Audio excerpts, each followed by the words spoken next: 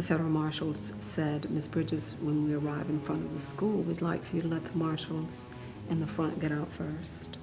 And then we marshals in the back will get out and we'll surround you and your daughter. We want you to walk straight ahead and don't look back."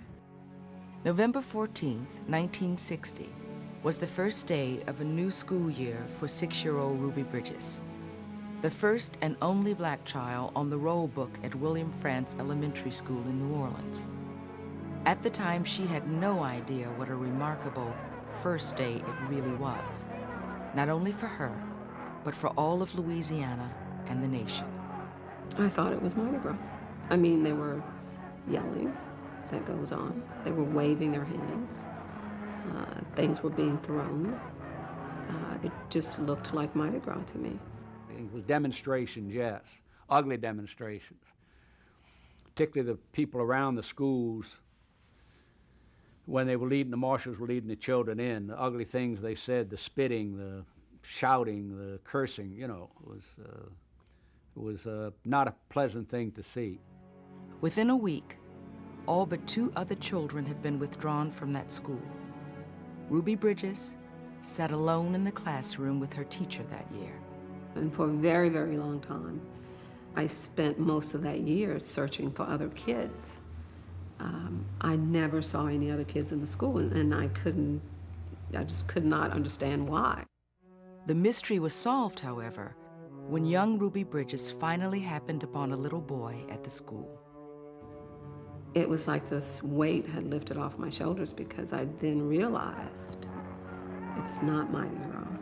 You know, it just all came together when he said, "I can't play with you. My mom said not to, you're a nigger." And then I realized that that's what this is all about. It's about me and the color of my skin. Along with Ruby Bridges, 3 other black first graders had enrolled the same morning in another formerly whites-only school elsewhere in the city. Protests that night led to rioting the next day.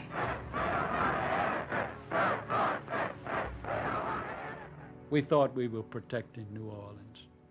We thought we were protecting the public school system in the state, and we thought it was being destroyed by that little school integration lawsuit down in New Orleans. We overreacted, and we overreacted out of fear.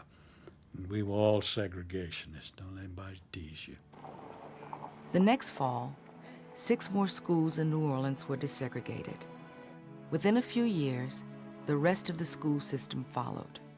What happened that day is that we acquired the right to go into any school of our choice. That's what that was about. It is up to us to try and figure out how to live together. None of us really owns this place. None of us. The end of segregation in New Orleans schools was a momentous breakthrough in a long